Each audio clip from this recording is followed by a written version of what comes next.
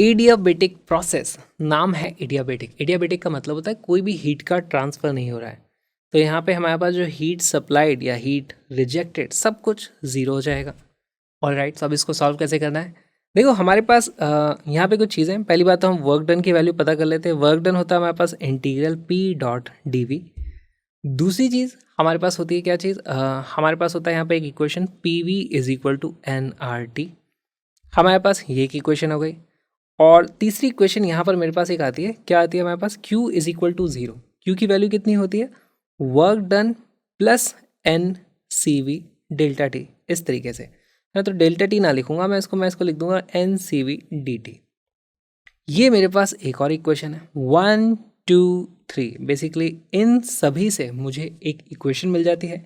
Derivation इसका हम नहीं करेंगे, हमारे पास कंडीशन आ जाती है एडियाबेटिक प्रोसेस में P V raise to the power gamma is equal to constant आता है हमारे पास हमेशा। गामा क्या चीज़ है, गामा यहाँ पर होता है हमारे पास, उसको एडियाबेटिक एक्सपोनेंट बोला जाएगा, एडियाबेटिक इंडेक्स बोला जाएगा। गामा की जो वैल्यू होती है वो होती है हमारे पास C P divided by C V के बराबर। अब गामा के ऊपर अपने आप में आप एक चैप्टर खोल सकते हो यहाँ पे, क्योंकि इतने क्वेश्चन इस चीज़ पे पूछे जाते हैं तो उन सभी को हम कवर करेंगे। अभी हम यहाँ पे फोकस करते हैं। देखो P V raise to power gamma is equal to constant, इसको हम अलग अलग चीज़ों में कन्वर्ट कर सकते हैं। जैसे यहाँ पर अगर मुझे पी और टी के बीच में रिलेशन पता करना है या टी और वी के बीच में रिलेशन पता करना है, क्योंकि इन पे बेस भी डायरेक्ट क्वेश्चन पूछे जाते हैं। P V raise to power gamma is equal to constant है। अब देखो पी वी को आप लिख दो एन आर टी, है ना। ये प्रेशर को आप लिख सकते हो, pressure is equal to n R T divided by V. Pressure की जगह मैं लिख सकता हूँ temperature divided by volume.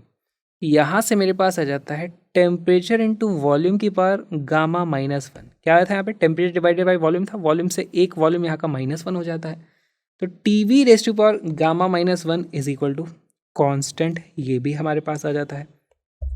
Pressure volume temperature volume में हो गया, टेम्परेचर और प्रेशर के बीच में हमें रिलेशन और चाहिए, है ना। तो सेम चीज़ हम यहाँ पर कर सकते हैं, हम वॉल्यूम को लिख देंगे, वॉल्यूम की वैल्यू हो जाएगी टी डिवाइडेड बाई पी। यहाँ पे आप लिख दो T divided by P.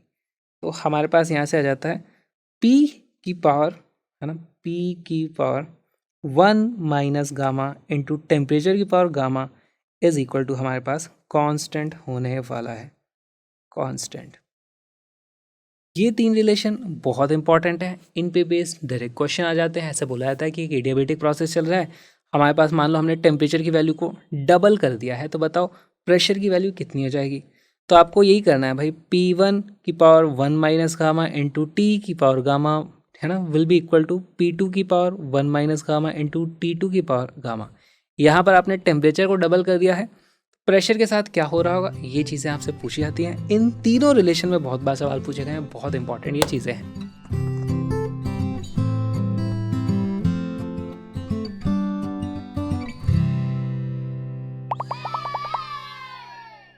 Which of the following relations does not give the equation of an adiabatic process where terms have their usual meaning? Straight forward formula based question आ गया, बताओ इनमें से कौन सा वाला हमारे एडियाबेटिक प्रोसेस को रिप्रेजेंट नहीं करता है। तो हमारे पास P V raise to power gamma is equal to constant, ये तो है ही एडियाबेटिक का बेसिक हमारे पास, ठीक। फिर हमने देखा था कि अगर मैं प्रेशर को लिख देता हूँ, हमारे पास क्या होता है P V is equal to n R T. Pressure को मैं लिख देता हूँ टी अपॉन वी के प्रोपोर्शनल होगा, तो ये हो जाएगा टी अपॉन बी। तो मेरे पास आ जाता है टी वी की power gamma minus one, T V की power gamma minus one is equal to constant, तो ये भी करेक्ट है हमारे पास। सिमिलरली अब हमारे पास प्रेशर और टेम्परेचर के बीच में दो रिलेशन दिए हुए हैं, तो इनमें से एक गलत है। यहाँ पर हम देख चुके हैं कि ये वाला हमारे पास सही आ जाता है, इसका मतलब ए हमारा रॉन्ग ऑप्शन है, और इसीलिए ए को मैं मार्क करके मार्क्स ले जाऊंगा जल्दी से।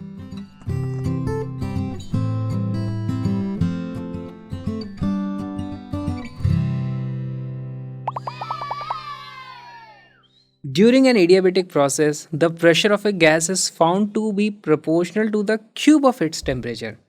The ratio of Cp upon Cv. Cp upon Cv क्या होता है? Cp upon Cv हमारा गामा होता है। बहुत ही अच्छा सवाल है, इन्होंने बोल दिया कि pressure is proportional to temperature का क्यूब, बताओ गामा की वैल्यू क्या है। बहुत अच्छा सवाल, वीडियो को पॉज करो, क्वेश्चन को सॉल्व करो।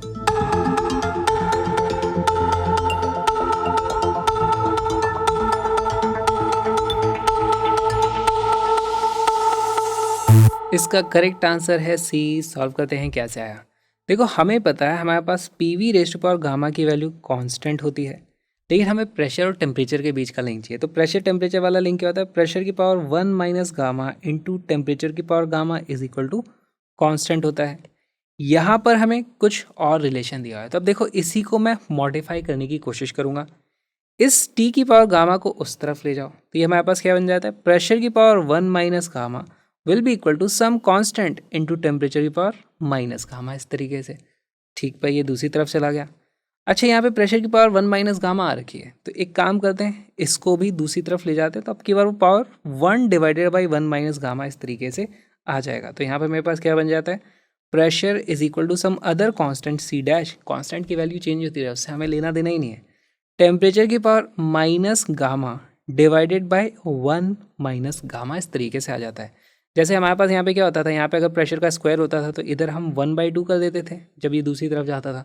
सिमिलरली अभी 1 माइनस गामा है, तो यहाँ पर 1 माइनस गामा डिनोमिनेटर में इस तरीके से आ जाएगा। तो यहाँ से क्या मैं देख करके बोल सकता हूँ, pressure is proportional to temperature की power minus gamma upon 1 minus gamma, इस तरीके से कुछ आ रही है।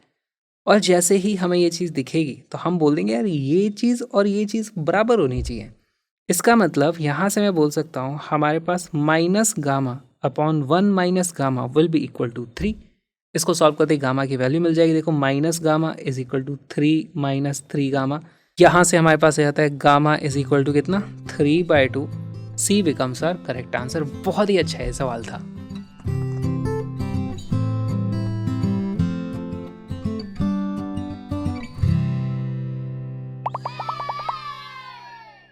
A monoatomic gas at pressure P having a volume V expands isothermally to a volume 2V and then adiabatically to a volume 16V. The final pressure of the gas is, take gamma की value हमें कुछ दी हुई है। तो अब देखो ये बहुत ही अच्छा सवाल है। मान लो मैं इसका पीवी डायग्राम इस तरीके से बनाने की कोशिश करूँ, हालांकि हमने एडियाबेटिक प्रोसेस का पीवी डायग्राम नहीं पढ़ा है, तो आप इसको स्ट्रेट लाइन में भी फील कर सकते हो। मान लो मेरे पास कुछ पी और वी इस तरीके से था। चलो इसको आइसोथर्मली एक्सपैंड करते हैं 2V वॉल्यूम तक। अगर मैं इसको आइसोथर्मल एक्सपैंड करता हूँ, वॉल्यूम की वैल्यू हो गई 2V, प्रेशर की वैल्यू कितनी होगी ये आपको पता करना है।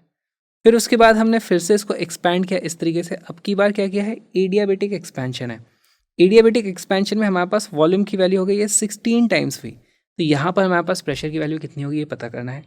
हमारे पास ये जो प्रोसेस है ये कौन सा है, आइसोथर्मल, इसमें हमारे पास PV is equal to constant होता है। एडियाबेटिक में हमारे पास PV raise to power gamma is equal to constant होता है। तो बहुत ही अच्छा सवाल बन गया। वीडियो को पॉज करो, क्वेश्चन को सॉल्व करो।